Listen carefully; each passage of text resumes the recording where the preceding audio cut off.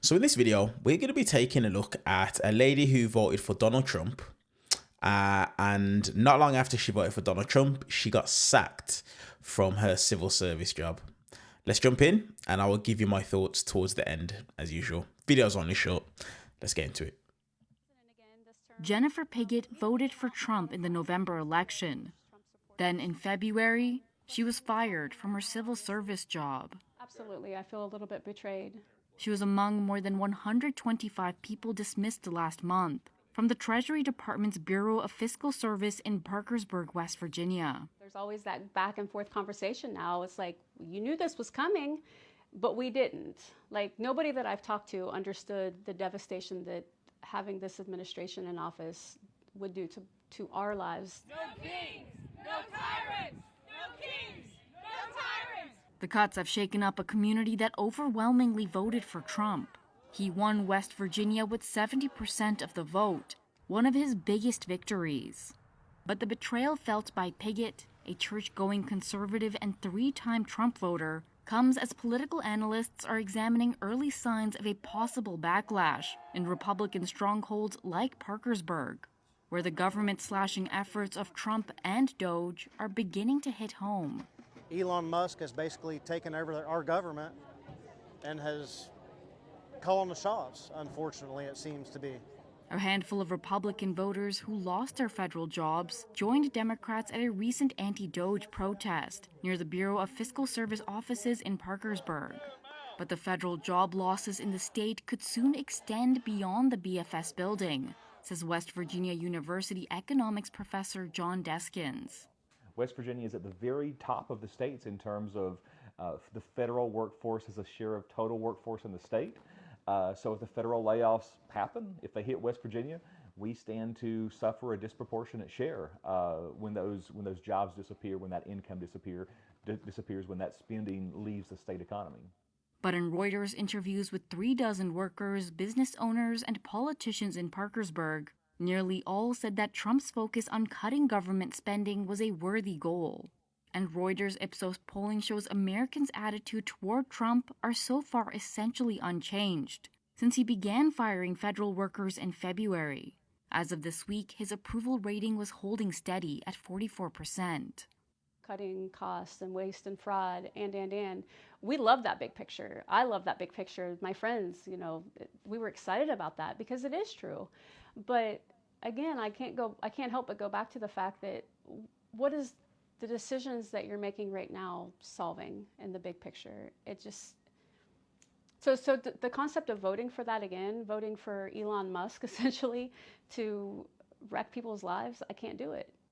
The economic impact of the mass dismissals across America may not be immediately felt. So far, 100,000 government workers have been fired or taken a buyout. Parkersburg is bracing for another round of layoffs, with all government agencies ordered to make plans to cut career staff by March 13th.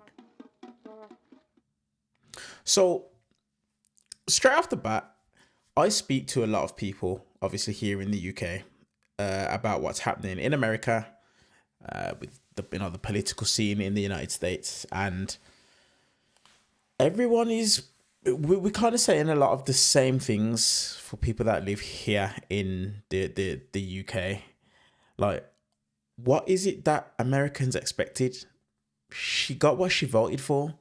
Now, the reason why she all of a sudden has a problem and she's now questioning whether she'll vote for Donald Trump again is that she got what she voted for, but she didn't expect it to happen to her. She didn't expect it to happen to her. She probably listened to Donald Trump, heard about cutting out all the fraud, all the abuse, all of these, buzzwords that MAGA and Republicans got excited about, and thought to herself, perfect. It's going to be other people that are going to be affected. Nah, I'd never be affected by this. I'm only one person. But unfortunately, a lot of these individuals who voted for Donald Trump, they've been affected themselves.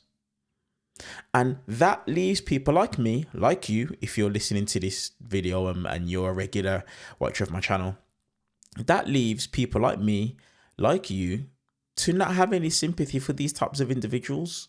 Now, the The people that I do have sympathy for are the people who was letting individuals like her know about things like Project 2025, letting people like her know about things such as, you know, Donald Trump not only is going to get rid of immigrants, you know, other people are going to get tied up into that as well. You know, letting people know, hey, take a look, Elon Musk and Donald Trump's relationship isn't right. There's something wrong here. When these people were being informed of this information, they chose not to pay attention. They chose not to listen. And as a result of that, she's now unemployed. She's now unemployed. And it took for her to be unemployed, for her to then make a decision to say to herself, you know what, I'm no longer voting for this man. But you know what's also interesting as well? In the video, they said she's a church-going individual. A lot of these evangelicals, they had a major part to play. A major part to play to Donald Trump being in the White House right now. And as somebody who grew up in church, for the first 20 years of my life, I used to go to church every single Sunday. Pentecostal church I used to go to right here in the UK. And I witnessed the evangelical church over there in the States compromise their values for a convicted felon, an individual who's been involved in, I'm not going to say it because we're on YouTube, but assault. You guys know what it is that I mean.